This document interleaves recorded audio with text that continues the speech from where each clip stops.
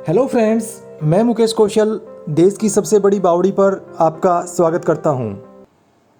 हम अपनी यात्रा आरंभ कर रहे हैं गुड़गांव से। सुबह के 5 बजने वाले हैं और हमें इंतज़ार है पूजा सुपरफास्ट ट्रेन का। ये ट्रेन जम्मू से शुरू होकर अजमेर तक जाती है। इस ट्रेन से हम बांदीकुई तक जाएंगे। बांदीकुई रेवाड़ी और जयपुर के लगभग बीच में पड़ता है और ट्रेन वहाँ तक पहुँचने में लेगी 3 घंटे।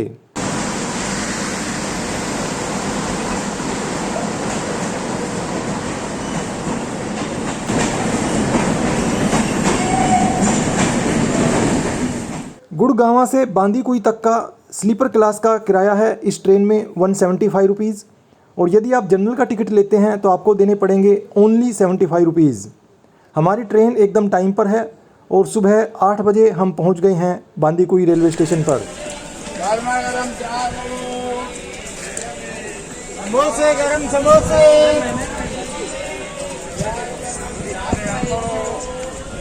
हमारा आज का डेस्टिनेशन यानी चांद बावड़ी राजस्थान के आभानेरी गांव में पड़ता है, जो बांदीकुई से केवल 10 किलोमीटर की दूरी पर है।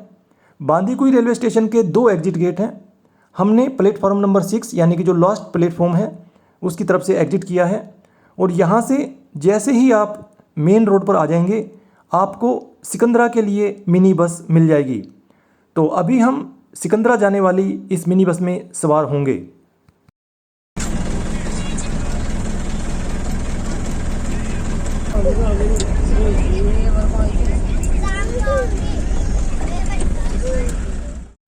मिनी बस से हम उतरे हैं गुल्लर चौक पर, जो रेलवे स्टेशन से लगभग 7 किलोमीटर की दूरी पर पड़ता है, और यहाँ से फिर हमें ई रिक्शा मिल जाएगी जो हमें आभानेरी तक लेकर जाएगी, और इस बस में किराया लगा केवल 20 रुपीज़। गुल्लर चौक से आभानेरी गांव 4 किलोमीटर की दूरी पर है। जब हम यहाँ पर आने का प्लान बना रहे थे तो हमें लग रहा था कि ये गांव राजस्थान में पड़ता है तो बहुत ज़्यादा गर्मी होगी, लेकिन आप देख रहे हैं कि आसमान में बादल छाए हुए हैं और जंगल की हरियाली को देखकर लगता है कि यहाँ पर काफ़ी बारिश हुई है। बल्कि दिल्ली में ज़्यादा गर्मी थी और यहाँ पर मौसम एकदम सुहावना है।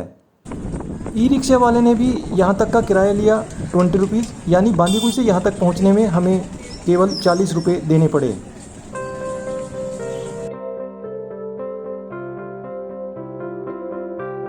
आभानेरी गांव में 2 मॉन्यूमेंट्स हैं। पहला तो जो आप देख रहे हैं हरसद माता का मंदिर, और इसके साथ ही है बावड़ी जिसे चांद बावड़ी कहा जाता है।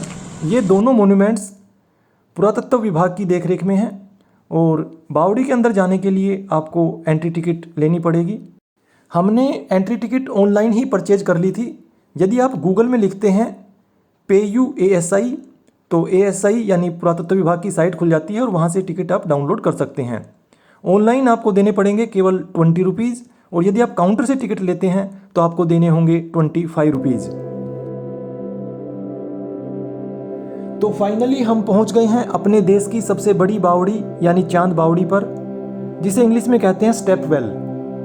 इस बावड़ी की गहराई लगभग 100 फीट है, जी हाँ 100 फीट, और बावड़ी के नीचे तक जाने के लिए सीढ़ियाँ बनाई गई हैं, एक के बाद एक। यहाँ पर 13 लेवल्स हैं, 13 स्टोरीज बावड़ी है ये, और सीढ़ियों का डिज़ाइन ऐसा है कि आप जिस सीढ़ियों से नीचे जाएंगे उस सीढ़ियों से ही ऊपर आना लगभग असंभव है। एक तरह का ये भूल भुलैया है। कहने को तो हमारे देश में बहुत सारी बावड़ियाँ हैं, लेकिन इस बावड़ी का जो डिज़ाइन है बहुत ही आई कैचिंग है, और आप इस डिज़ाइन की तारीफ किए बिना अपने आप को नहीं रोक पाएंगे। एक तरह का ये एक इंजीनियरिंग मार्वल है। इस स्टेप वेल के चारों ओर किलानुमा एक बरामदा बनाया गया है, जिसके अंदर खुदाई से निकली हुई प्राचीन मूर्तियाँ रखी गई हैं। ये मूर्तियाँ ज़्यादातर हिंदू देवी देवताओं की हैं। इस बावड़ी का आकार वर्गाकार है, स्क्वायर शेप में बनाया गया है इसे। 3 तरफ बावड़ी के अंदर सीढ़ियाँ हैं, जबकि एक तरफ एक तरह का महल है। वैसे तो ये बावड़ी बताते हैं कि 8वीं शताब्दी में बनवाई गई थी, लेकिन बाद में जयपुर के महाराजा ने यहाँ पे काफ़ी रिस्टोर वर्क कराया, और जो सामने आप देख रहे हैं ये महल राजा मानसिंह द्वारा ही निर्मित बताया जाता है। यहाँ पर राजा गर्मियों में आते थे और राजा के बैठने के अलावा यहाँ पर एक स्टेज टाइप का भी एरिया है जहाँ पर सांस्कृतिक कार्यक्रम होते थे और राजा बैठकर उनका आनंद लेते थे। बावड़ी का निर्माण अक्सर राजा अपनी रानियों के लिए कराते थे। वाटर स्टोरेज के साथ साथ स्नान करने के लिए घाट भी बनाए जाते थे जहाँ बैठकर रानियाँ स्नान करती थी और डिज़ाइन ऐसा बनाया जाता था कि बाहर से कुछ दिखाई ना दे। यहाँ पर आकर उस समय की कल्पना करके कि उन लोगों का कैसा लाइफस्टाइल रहा होगा, मानो हम इतिहास में कहीं खो गए थे। हमें एक अलग ही तरह की यहाँ पर अनुभूति हो रही थी।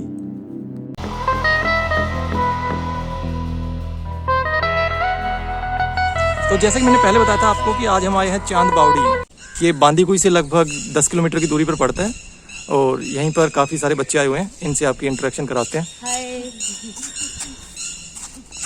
अपने बारे में बताओ, क्या करते हो? हाय, मैं 12th पास करके काजल सैनी मेरा नाम है। अच्छा। और स्टेट प्लेयर कबड्डी की। अरे वाह, गुड, वेरी गुड।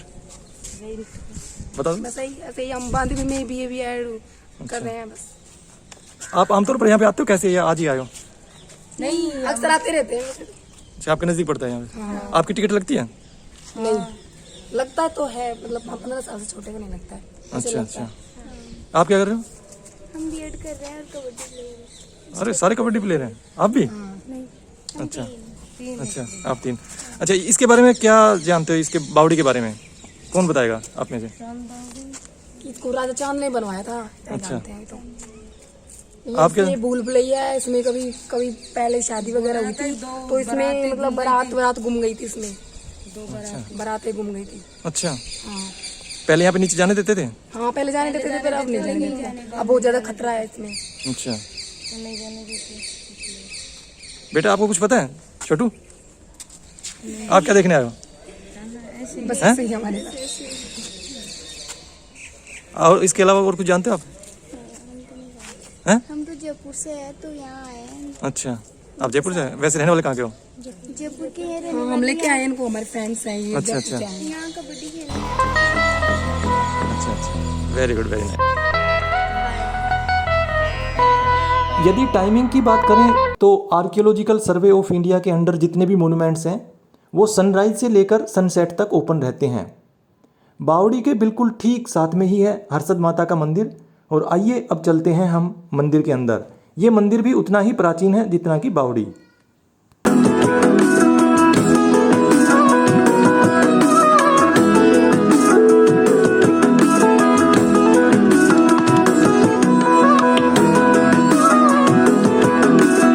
ये मंदिर समर्पित है हर्षद माता को। हर्षद का मतलब होता है खुशी देने वाली। कितना पुराना मंदिर पंडित जी? ये 8वीं सदी का है। 8वीं शताब्दी का? अच्छा अच्छा 8वीं शताब्दी का। अच्छा, आप इसी गांव से? हाँ अच्छा।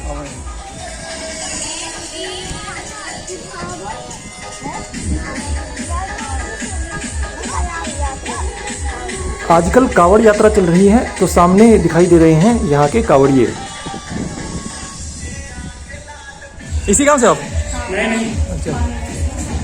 ये तो गोरखपुर से भेजे हैं उन्होंने, ये यात्रा वाले।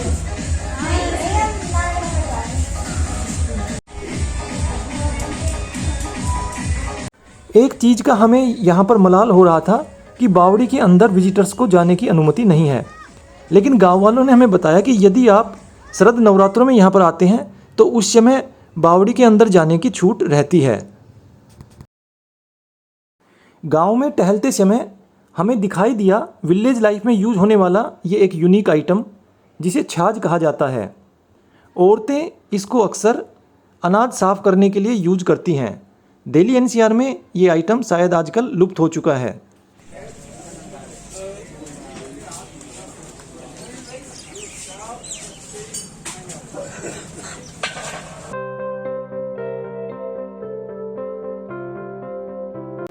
विलेज लाइफ का एक और आइटम जिसे कहते हैं चिलम, ये हुक्का का एक पार्ट है जिसके अंदर अंगारियां रखी जाती हैं।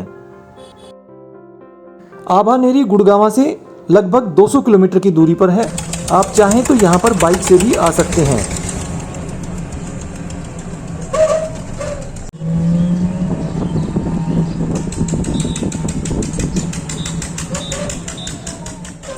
वापसी में भी हमें 2 साधन बदलने पड़े।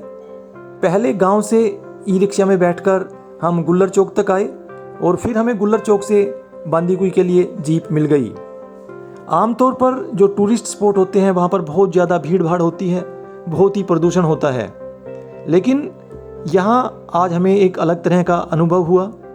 ना केवल पोल्यूशन फ्री इन्वायरमेंट था, बल्कि इतिहास को फील करने का, अनुभव करने का हमें एक मौका मिला।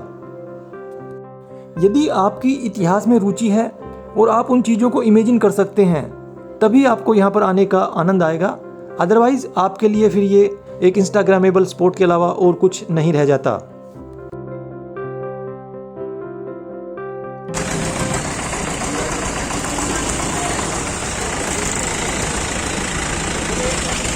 केवल 2 घंटे बाद ही हम वापस बांदीकुई शहर में आ गए। बांदीकुई के आगरा फाटक के नज़दीक 2 प्रसिद्ध मिठाइयों की दुकान है, जहां पर बिना मिलावट वाली पारंपरिक राजस्थानी मिठाइयाँ मिलती हैं। एक है बीकानेर स्वीट्स और दूसरी है शर्मा स्वीट्स। बांदीकुई का रेलवे स्टेशन काफ़ी प्राचीन और एक महत्वपूर्ण जंक्शन है। इसका निर्माण 1874 में किया गया था। उस समय यहाँ पर लगभग 1000 अंग्रेज परिवार रहते थे। आज भी यहाँ पर एक बहुत ही प्राचीन चर्च है। यदि आप प्लेटफॉर्म नंबर 1 की तरफ से एग्जिट करते हैं तो वॉकिंग डिस्टेंस पर ही आपको ये चर्च देखने को मिलेगा। हाल ही में राजस्थान सरकार ने इस चर्च के पुनरुत्थान पर काफ़ी पैसा खर्च किया था। पहले हम पहुंच गए इस पुरानी चर्च के पास, जो एकदम दयनीय अवस्था में है और यहाँ पर कोई प्रेयर आदि नहीं की जाती। बाद में हमें पता चला कि जिस चर्च को हम ढूंढ रहे हैं वो तो रेलवे स्टेशन के एकदम नज़दीक ही है, और ये है वो चर्च जिसका हाल ही में रिनोवेशन किया गया है। हालांकि ये चर्च भी काफ़ी पुरानी है। जब हम यहाँ पर पहुँचे तो ये चर्च बंद थी, लेकिन जब वहाँ पर हमने लोगों से बात की तो दे वर काइंड इनफ दैट उन्होंने चर्च हमारे लिए ओपन किया और हम उसको अंदर से देख पाए। ऐसे प्राचीन ऐतिहासिक जगह पर जाना हर किसी को अच्छा नहीं लगता, लेकिन यहाँ पर जो सुकून मिलता है पूजा, इबादत या प्रार्थना करने के लिए, ऐसी जो सुकून भरी जगह होती हैं, मेरे ख्याल से उससे बेहतर कोई दूसरी जगह नहीं हो सकती।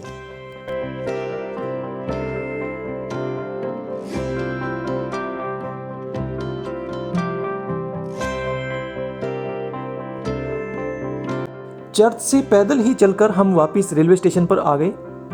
बांदीकुई 2 शब्दों से मिलकर बना है। बांदी का मतलब होता है फीमेल सर्वेंट, और कुई यानी जो कुआं है उसका छोटा रूप होता है। जैसे ही हम स्टेशन पर पहुंचे तो एकदम हल्की हल्की बारिश होने लगी।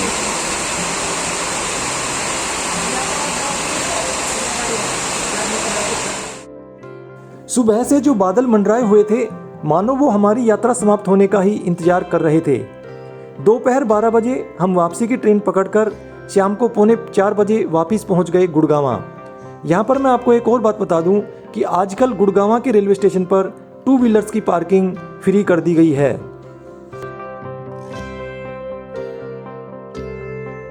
दोस्तों, जितना मज़ा आज हमें बांदीकुई घूमने में आया, उम्मीद करता हूँ ये वीडियो देखने में आपको भी उतना ही मज़ा आया होगा।